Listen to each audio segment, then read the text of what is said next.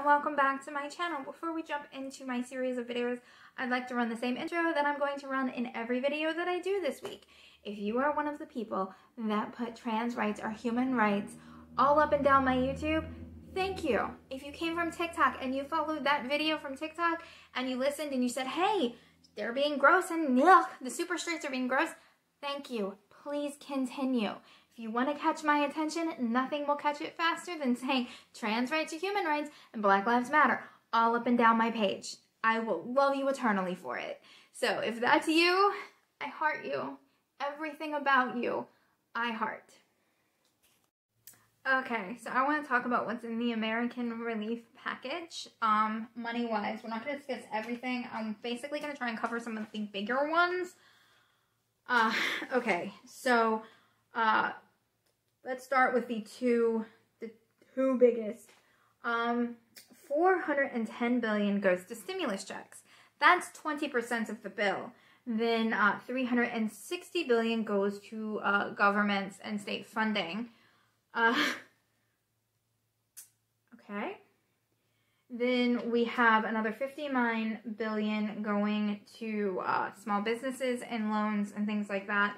That equals almost half the bill right there. I know there are a lot of people saying that it's like 9% of the bill that goes to COVID-related issues, but that tiny 9% is actually vaccines, PPE, things like that. So they took that little piece and they latched onto it and are misrepresenting it. 9% of that bill is that they are talking about is actually for testing, for PPE, vaccinations, things like that. So yeah, I wanted to see, I think I wrote down schools. Education is $176 billion. So we're already over half the bill right there. And let's break down each one. Stimulus checks, $1,400 goes out to every American. And a lot of people are like, well, that doesn't cover a large chunk. Actually, it does, because it's not just $1,400 and $600 for kids. It's $1,400 for kids, too. So if you have 4 kids, you're getting $1,400 for each kid. You're getting $1,400 for yourself and your significant other. You're also getting a child tax credit that gives you extra money each month. It's like $300. That's 20% of the bill right there, just in stimulus checks. And then you have sorry, I did have to write it down from the budget office. You have the $59 billion in small business loans. That is to keep businesses afloat and to keep employees employed. That's super duper important, don't you think? I mean, to me, that would be important. That would be important. And then you have the $179 billion for you have the $176 billion for education. Y'all are wanting schools to open back up safely. That money's how you're going to do it. It's going to provide PPE for the teachers. It's going to supply cleaning supplies. It's going to supply vaccines for them. It is going to help them get schools back up and running so you can get your kids out of your house so that moms can return back to work. That's what y'all want, and that's a huge boost to the economy. I think y'all would back that up. All right, the $246 billion for extended unemployment.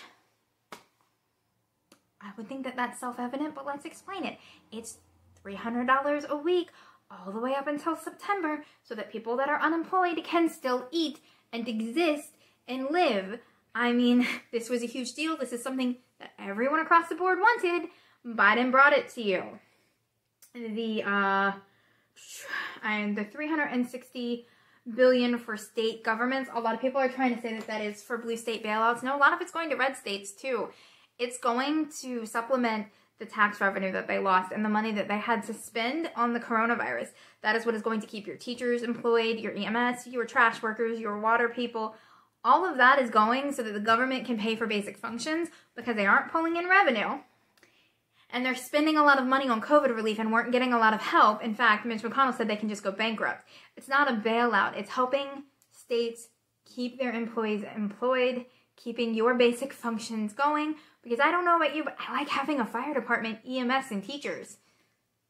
I mean, if this didn't go through, we'd get our defund the police because there'd be no money to fund the police. And you're supposedly all pro all of these things, yet you want states to not pay them. It also ensures that people get their pensions. These are hugely important things that were done in this bill. It is not 9% only went to COVID. Everything in this bill is to directly help in one way or another. Transportation is infrastructure to have people hired for work, which is $79 billion. You have $194